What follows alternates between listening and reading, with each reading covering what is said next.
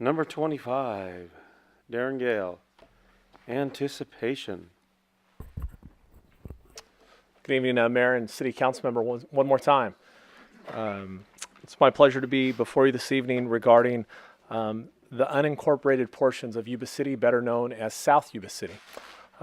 This past year, the city has begun the process of the LAFCO process of proposing an annexation for approximately 625 acres of unincorporated properties that are surrounded by three sides by the city of Yuba City.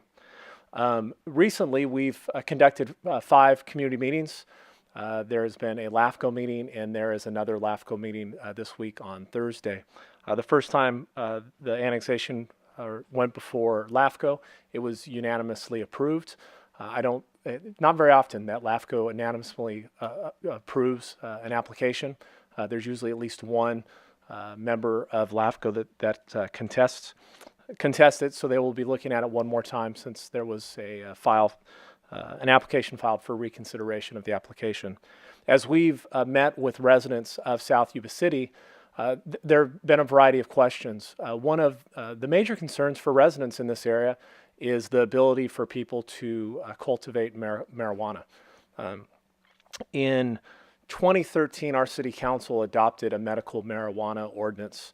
I believe Sutter County soon thereafter also adopted a medical marijuana ordinance. Since that time, the city's ordinance has maintained and been the same.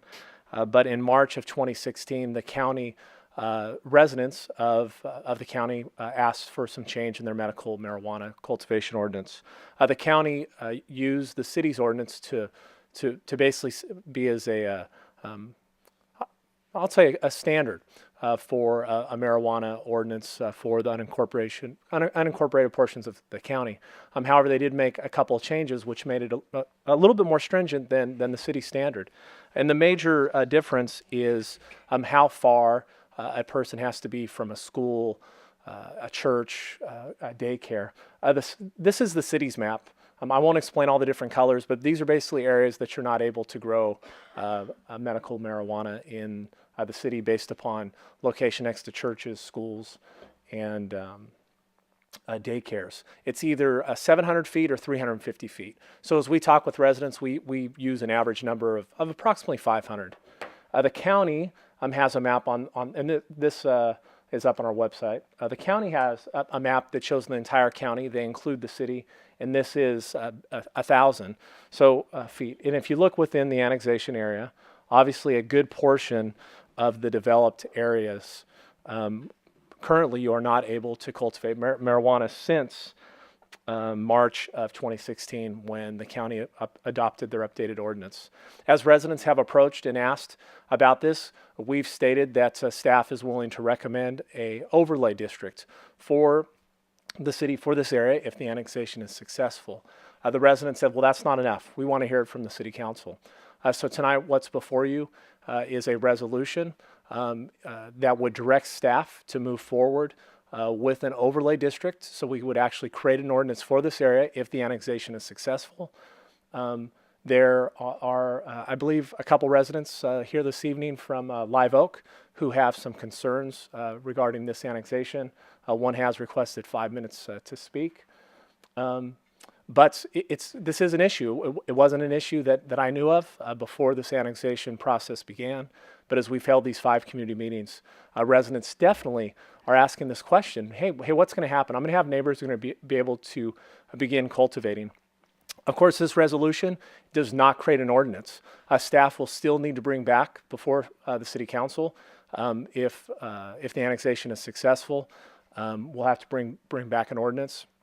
And that ordinance can be done and proposed to the council if it was approved, the annexation before the actual annexation became effective, because there is a time for our police department to staff up to ensure that we're able to provide the services needed for these residents.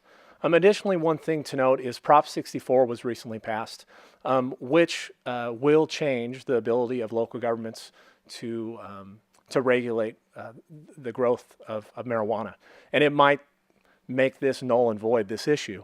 However, we want to make sure and do as the residents asked. The purpose for this is to enhance public safety in this area and to create a more efficient government.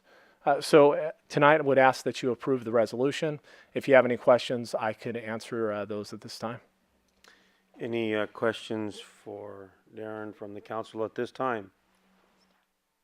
Seeing none, we'd like Mr. Bob Renton, who phoned in a request. He gets 5 minutes. Good evening, everyone. Oh, it is working. Maybe I should be close. Bob Renton, 1106 Hun Road. I also have interest in Live Oak. I highly question if this resolution is even legal. It certainly is not fair to the other residents of existing areas of Yuba City. It would mean one side of a street in the city would have different ordinance and restrictions than the other side of the street. Is anybody here in attendance that lives within the city limits of Yuba City? Please raise your hand. Do you live in Yuba City? That's all I'm asking. Now, do you think it is fair to have a city ordinance that applies to you differently than the fellow who's brand new across the street? If this annexation occurs, he would be a brand new resident and he would have restrictions on him that are far different than yours. I don't think that's fair. It's a fairness issue. That's all it is. Equal application of the law is a foundation of our system. This resolution makes a mockery of that principle. This is obvious pandering to the voters in our keyhole area to reduce the number of people who are against annexation. If that's the only reason they're not willing to be part of the city, then they would vote for the annexation. So that's pandering to those people to get that vote. And it shows the desperation of city staff to annex our area. This is an attempt to buy votes for annexation. The only thing missing is the actual cash payment.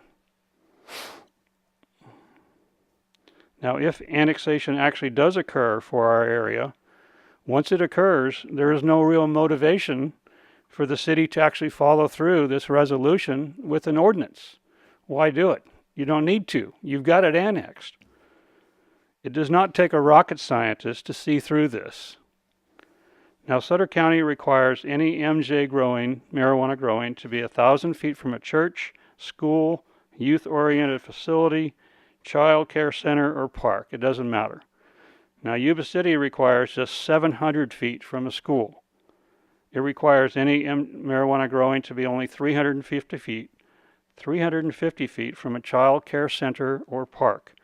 And now it's a much shorter list and the distances are shorter. Now, I do not trust Yuba City to execute this properly. It would be an ordinance that they could not hope to enforce fairly. At the very least, it would create a nightmare for Yuba City police to properly enforce. And it would also pit one Yuba City resident against another. One neighbor against the other on one side of the street versus the other. Yuba City could then rescind the ordinance as unworkable if they run into complaints and objections, or simply not enforce the ordinance, since the police department is very busy, especially with the drug-related shootings and home invasions. Now, Yuba City should adopt the Sutter County restrictions for the whole city to treat each resident fairly. Or, Yuba City should reject this resolution and call it exactly what it is, a pandering stunt born out of desperation.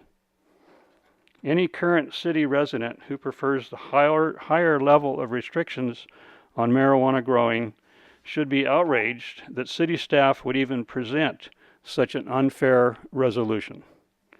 The City Council owes each and every resident of Yuba City equal treatment. It should not matter whether they are newly annexed or prior residents of long standing. Thank you for your time.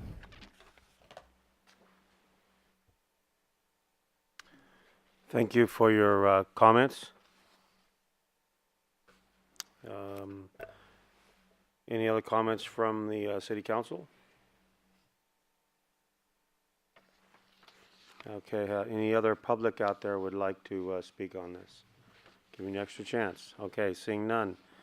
I will only make one comment, and that's the fact that I was at the county when actually it was even more stringent.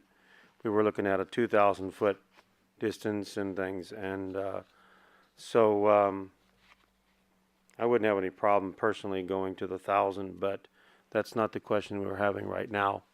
That may come at a different time. With that, Through the mayor. yes. You know, we looked and struggled with what the distances would be when we were looking Right. and hearing input from the public.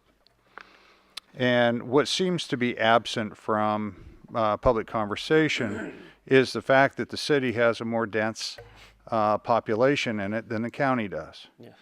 The county is not equipped, nor has it ever been equipped, to really go about and present residential areas. Every time that they've done it, and then in the 80s, found that they weren't developing neighborhoods the way that they should, they turned over the planning to the city of Yuba City.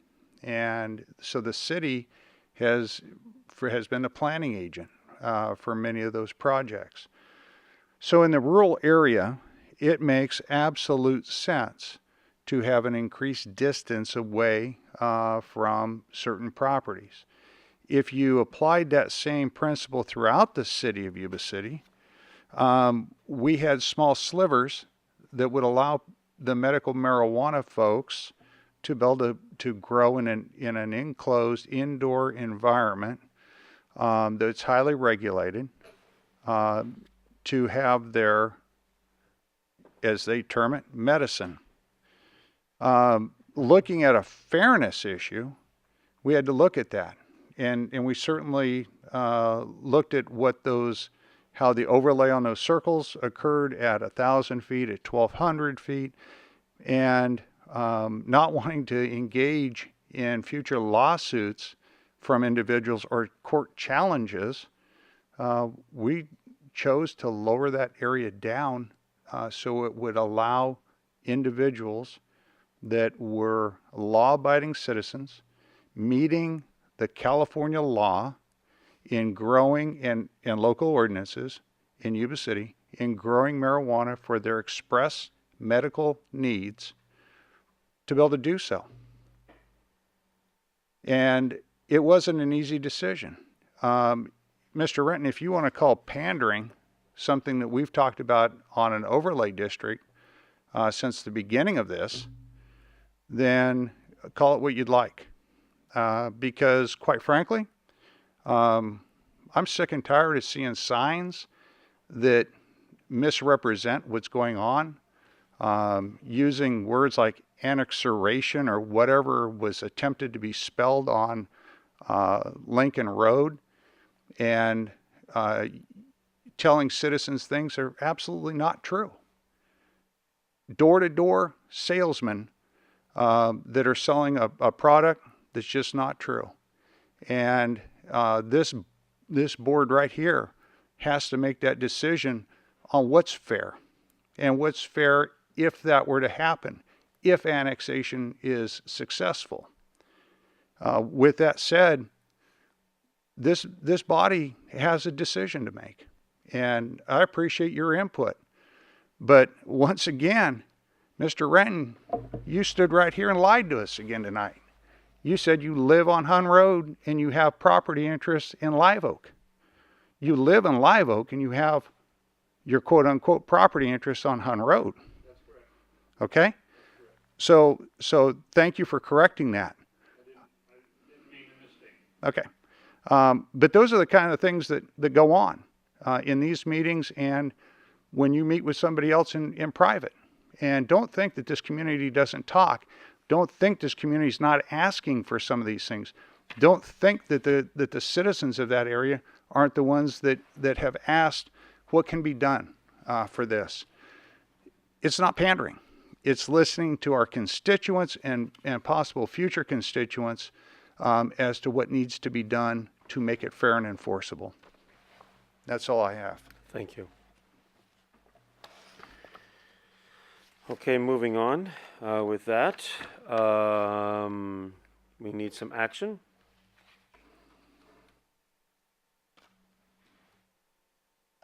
I'd move to adopt the resolution. I'll second that. Motion and second, whichever, double second. All in favor? Aye. Aye. Opposed? Unanimous decision. Thank you very much.